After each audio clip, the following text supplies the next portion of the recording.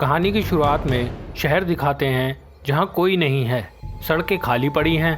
Shopping store में एक family सामान ले रहे हैं। कोई भी शोर नहीं कर रहा। ये 3 बच्चे और उनके मम्मी पापा हैं। ये लोग आपस में भी इशारों में बात कर रहे हैं। छोटा बच्चा अपनी बहन रेगन से एरोप्लेन लेने का इशारा करता है, मगर प्लेन उठाते वक्त उससे गिर जाता है, जिसे रेगन पकड़ लेती है मगर डर जाती है। अब बच्चे के पापा मिस्टर ली उसे ये प्लेन लेने से मना करते हैं, मगर वो बच्चा चुपके से वो प्लेन उठा लेता है। सब लोग बिना शोर किए चुपचाप चल रहे हैं। तभी छोटा बच्चा जो सबसे पीछे है प्लेन से खेलने लगता है, जिसकी आवाज सुनकर सब घबरा जाते हैं। मिस्टर ली उसको बचाने के लिए भागते हैं, मगर एक मॉन्स्टर वहां आता है और खेलते हुए बच्चे को मार देता है। दरअसल ये अजीब सा जानवर है जिसे सिर्फ सुनाई देता है, दिखाई नहीं देता, और आवाज सुनते ही ये सबको मार रहा है। अब 472 दिन बाद एल्विन फिर दोबारा प्रेग्नेंट हो चुकी है। इन लोगों ने अपने घर के चारों तरफ कैमरा लगाया हुआ है, जिससे ये सब तरफ ध्यान दे सकें। घर में एक बेसमेंट बना रखा है जहाँ ये लोग छुप कर रहते हैं।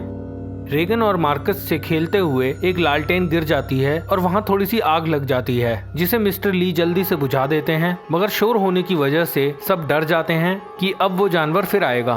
तभी वहाँ पोलर बियर के 2 बच्चे आ जाते हैं, जिसे वो मॉन्स्टर मार देता है।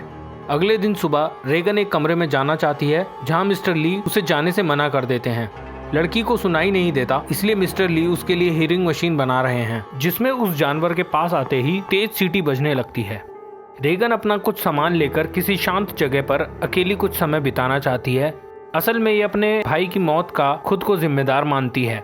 मिस्टर ली मार्कस के साथ मछली पकड़ने जाते हैं, जहां एक आदमी उनको दिखाई देता है जिसकी बीवी को मॉन्स्टर ने मार दिया है और अब वो भी मरना चाहता है।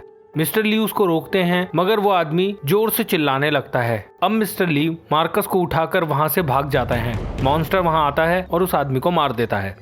इधर प्रेग्नेंट एल्विन अकेली घर में वजनदार सामान उठा रही है, जिसमें सीढ़ी की एक कील ऊपर की तरफ निकल आती है और एल्विन के पैर में चुभ जाती है, जिससे कुछ सामान उसके हाथ से गिर जाता है। दर्द में भी वो बिना शोर मचाए नीचे उतरती है और रेड बल्ब ऑन कर देती है, जिससे सबको खतरे का पता चल सके।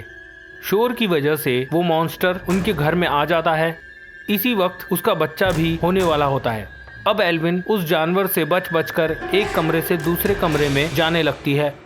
बाहर मिस्टर ली रेड बल्ब देखकर समझ जाता है कि एल्विन मुसीबत में है। वो मार्कस को इशारे से बोलता है कि वो दूर एक जगह जाकर सब पटाखे जला दे, जिसके शोर में एल्विन बच्चा पैदा कर लेती है। अब ली गन लेकर घर में घुसता है और एल्विन और पैदा हुए बच्चे को सुरक्षित जगह पर ले जाता है। फिर सीसीटीवी कैमरे में रेगन और मार्कस को देखकर उनको लेने के लिए जाता है।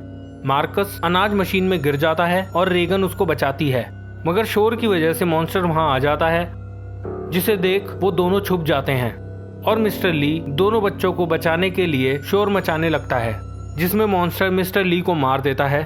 ये सब कुछ एल्विन सीसीटीवी कैमरे में देख रही थी। रेगन और मार्कस किसी तरह घर आ जाते हैं। तभी मॉन्स्टर वहां आ जाता है। मार्कस छोटे बेबी को गोद में उठाकर छुप जाता है। रेगन देखती है कि उसके पापा मिस्टर ली ने अपनी वर्क टेबल पर 3 मॉन्स्टर के बारे में लिख रखा है और बहुत सी हियरिंग मशीन वहां बना रखी हैं। इतने में एल्विन गन उठा लेती है। मॉन्स्टर उनके सामने आता है, जो टीवी की आवाज सुनकर टीवी को तोड़ देता है। इतने में रेगन को समझ आ जाता है कि मिस्टर ली ने ये मशीन क्यों बनाई है, जिसकी सीटी की आवाज से मॉन्स्टर परेशान हो जाता है। रेगन मशीन को माइक पर रख देती है, जिसमें सीटी बजने से मॉन्स्टर बुरी तरह परेशान हो जाता है। ये देख एल्विन बहुत हैरान हो जाती है और मॉन्स्टर को आसानी से गोली मार देती है। मॉन्स्टर मर जाता है, मगर टीवी में और 2 मॉन्स्टर वहां आते हुए दिखाई देते हैं, जिनको मारने के लिए एल्विन अब तैयार है। फिल्म यहीं खत्म हो जाती है। नेक्स्ट फिल्म के लिए हम फिर मिलेंगे, तब तक के लिए बाय बाय।